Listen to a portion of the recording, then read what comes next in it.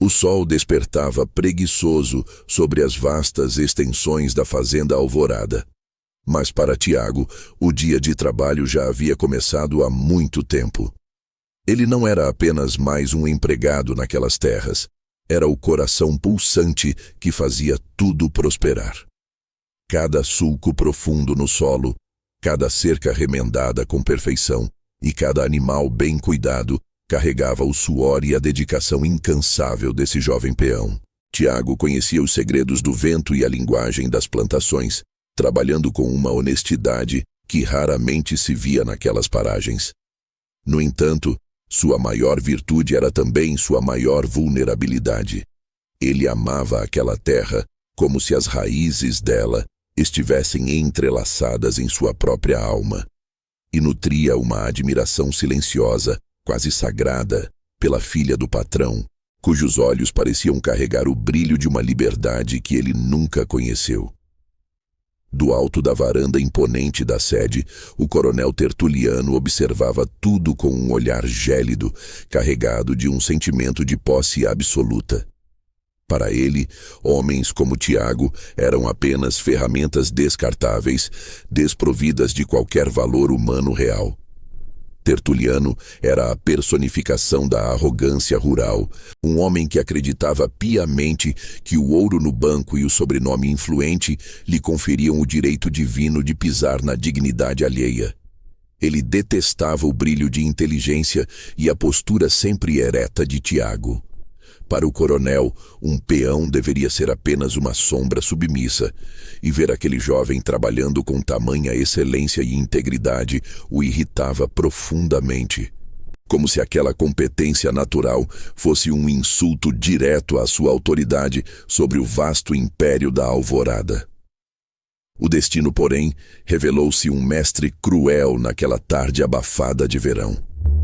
Tiago cometeu o erro fatal de parar por um breve instante sob a sombra da varanda principal para recuperar o fôlego após uma jornada exaustiva sob o sol escaldante. Ele apenas limpava o suor da testa quando a filha do coronel passou pelo corredor externo, oferecendo-lhe um sorriso gentil e um aceno de cabeça. Foi o estopim para que Tertuliano, que observava cada movimento da janela de seu escritório, explodisse em uma fúria cega e descontrolada. O coronel não enxergou um trabalhador cansado. Ele viu um subordinado atrevido que ousava erguer os olhos para o que ele considerava sua propriedade mais valiosa e protegida. Ele desceu os degraus de madeira como um vendaval de ódio puro. O pátio da fazenda rapidamente se encheu de curiosos e outros funcionários que, paralisados pelo medo, assistiam à cena em um silêncio agonizante. Tertuliano, com o rosto transfigurado pelo desprezo, arrancou a pequena mochila de pano de Tiago e despejou todo o seu conteúdo na lama acumulada. Eram apenas roupas simples, uma gaita de boca desgastada e uma pequena imagem de santa que pertenceu à sua falecida mãe. Ladrão, vagabundo sem eira nem beira, berrava o coronel enquanto usava o cabo pesado de seu relho para empurrar o rapaz. Antes de continuarmos essa história emocionante de superação, inscreva-se no canal e conte para a gente nos comentários de onde você está assistindo. A humilhação era pública, cruenta e visceral. Tiago tentou manter sua posição e dignidade, mas foi silenciado por um golpe seco que o derrubou de joelhos sobre a terra encharcada pela chuva que começava a cair. Saia das minhas terras agora e nunca mais ouse cruzar essa porteira, ou o próximo buraco que você verá será a sua própria cova, rugiu o coronel, chutando os parcos pertences de Tiago para longe. Sob o olhar de profunda pena dos antigos companheiros e o riso sádico do patrão, o peão foi arrastado até a entrada principal da propriedade. A chuva começou a cair pesadamente, misturando-se às lágrimas de raiva e injustiça que ele lutava para não deixar escapar. Mas ao chegar na grande porteira de madeira, Tiago parou. Ele sentiu o frio da água em sua pele, mas o que queimava em seu peito era um fogo novo e avassalador. Ele olhou para trás uma última vez, encarando a sede luxuosa, e fez um juramento solene que pareceu vibrar no próprio ar. Um dia, ele voltaria para ser o dono legítimo de cada centímetro daquele chão. O coronel Tertuliano soltou uma gargalhada escarninha que ecoou por todo o vale, achando graça da insolência daquele homem caído e humilhado. Para ele, Tiago era agora apenas um vulto miserável e faminto, destinado ao esquecimento nas beiras das estradas empoeiradas. Com um gesto de absoluto desprezo, o coronel deu as costas e retornou ao conforto de sua mansão, convencido de que aquele era o fim definitivo de uma história insignificante. Enquanto isso, Tiago ajustava sua mochila imunda e começava a caminhar com determinação, desaparecendo lentamente na escuridão do horizonte sob o temporal que castigava o campo. Ele não possuía um único centavo no bolso, mas levava consigo uma vontade inabalável. O peão humilhado partia para o desconhecido, deixando sua vida antiga para trás, sem saber que cada passo naquela lama era, na verdade, o início de uma ascensão meteórica que abalaria os alicerces de toda a região. 10 invernos e 10 verões se passaram, e a poeira da estrada que um dia acolheu o corpo humilhado de Tiago, agora era testemunha de uma transformação silenciosa e implacável. O jovem peão, que partira com nada além de uma gaita e o peso da injustiça nos ombros, não permitiu que a amargura o consumisse. Em vez disso, ele transformou o ódio em combustível e a humilhação em uma disciplina férrea. Seus primeiros anos longe da fazenda Alvorada foram um teste de sobrevivência pura. Ele trabalhou em carvoarias sufocantes e, mais tarde, embrenhou-se nas profundezas das minas de ouro do norte, onde o perigo espreitava em cada túnel escuro. Ali, entre o suor e o minério, Tiago aprendeu que a terra esconde segredos valiosos. Ele não apenas extraiu ouro, ele extraiu conhecimento. Observava como os grandes negócios eram feitos, como os contratos eram amarrados, e como o poder fluía através das mãos daqueles que sabiam esperar. Enquanto Tiago subia os degraus da prosperidade, tornando-se primeiro um capataz respeitado em vastas plantações de soja e, posteriormente, um sócio estratégico em grandes empreendimentos agrícolas, o império do coronel Tertuliano começava a desmoronar. A arrogância, que outrora fora sua força, tornou-se sua ruína. O coronel, acreditando-se intocável, entregou-se aos vícios do jogo e a investimentos imprudentes que prometiam lucros fáceis, mas entregavam apenas dívidas astronômicas. A fazenda Alvorada, que um dia foi a joia da região, agora refletia a decadência de seu dono. As cercas, antes impecáveis, estavam caídas e cobertas por mato. O gado, outrora numeroso e forte, tornara-se escasso e doentio. A filha do coronel, que Tiago tanto admirava, vivia agora em uma gaiola de ouro descascado, assistindo à tristeza de ver o patrimônio da família ser devorado por credores impiedosos e pela má gestão de um pai que se recusava a aceitar o fim de sua era. Tiago, agora um homem de negócios astuto e dono de uma fortuna considerável, agia nas sombras. Ele havia construído uma reputação sólida no mercado, sob o pseudônimo de O Comprador Fantasma.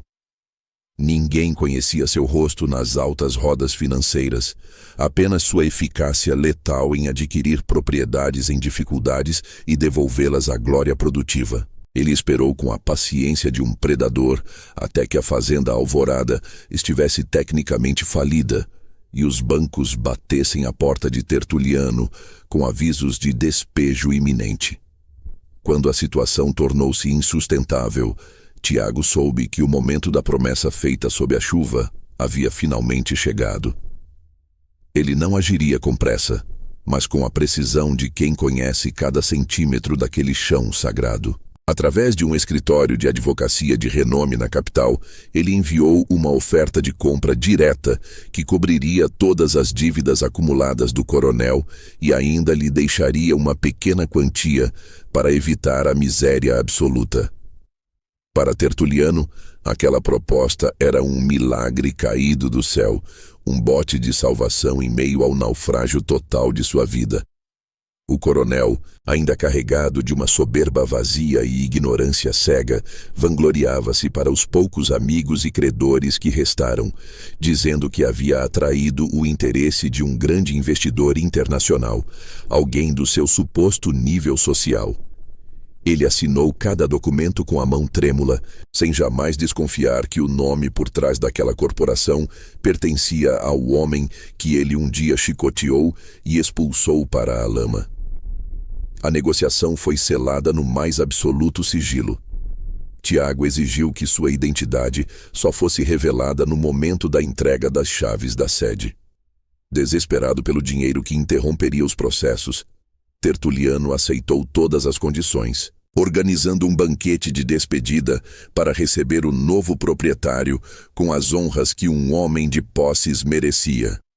Ele passava os dias ordenando que os empregados limpassem o que restava da mansão, sem imaginar que o destino estava subindo a estrada de barro, trazendo consigo uma justiça poética e implacável que o ouro jamais poderia comprar ou evitar. O sol estava a pino quando os portões da fazenda Alvorada foram abertos para receber o novo proprietário. O coronel Tertuliano, vestindo seu melhor terno, que agora parecia excessivamente largo em seu corpo envelhecido e consumido pelas preocupações, aguardava na varanda principal. Ele suava frio, tentando desesperadamente manter uma fachada de nobreza e poder que já havia desmoronado há anos sob o peso de dívidas e vícios. Ao seu lado, sua filha observava a estrada com um misto de ansiedade e uma estranha sensação de alívio. Para ela, o fim daquele ciclo de decadência parecia necessário, mesmo que significasse perder o lar onde cresceu.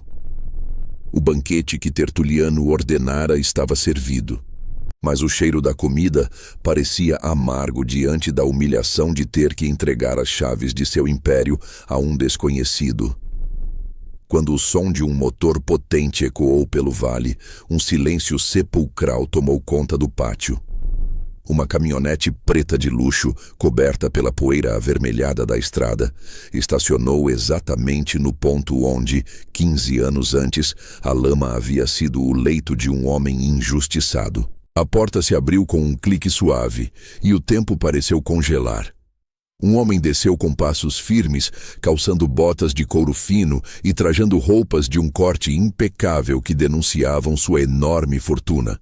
No entanto, o que mais chamou a atenção dos presentes foi o chapéu de peão, antigo e muito bem cuidado, que ele mantinha sobre a cabeça. Era um símbolo silencioso de uma identidade que o luxo nunca conseguiu apagar. O coronel desceu os degraus da varanda com um sorriso forçado, estendendo a mão trêmula para o que ele acreditava ser seu salvador financeiro. Seja muito bem-vindo, nobre investidor. É uma honra recebê-lo em minhas terras, disse Tertuliano com a voz carregada de uma bajulação patética.